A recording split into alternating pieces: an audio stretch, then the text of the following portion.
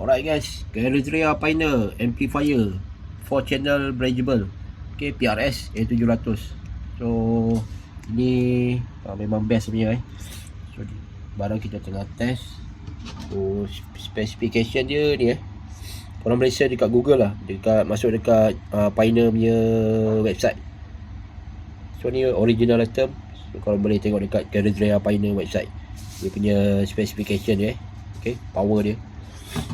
So boleh set 2 channel, 4 channel, okay, kiri kanan, okay. So ni untuk 2 speaker, ni untuk 2 speaker. Sekarang kita test dulu.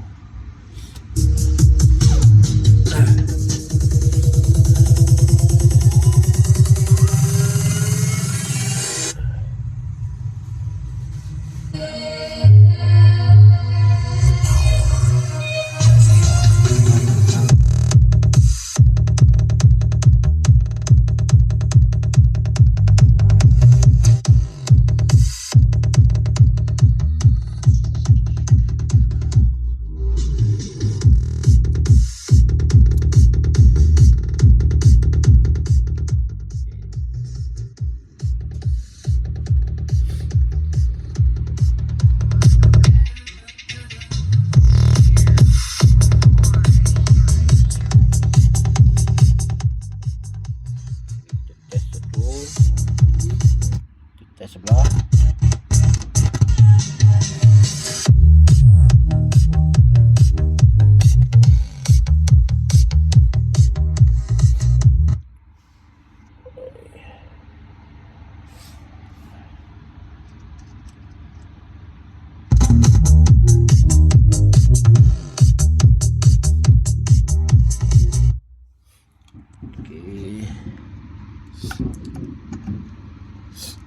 Cross side.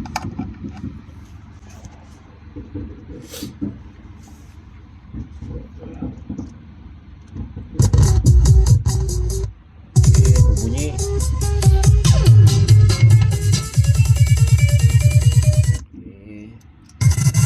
Okey, tune.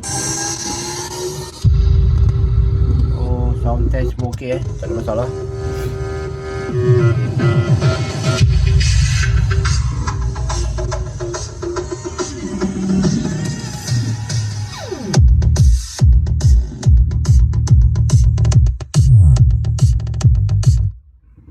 Right. So ni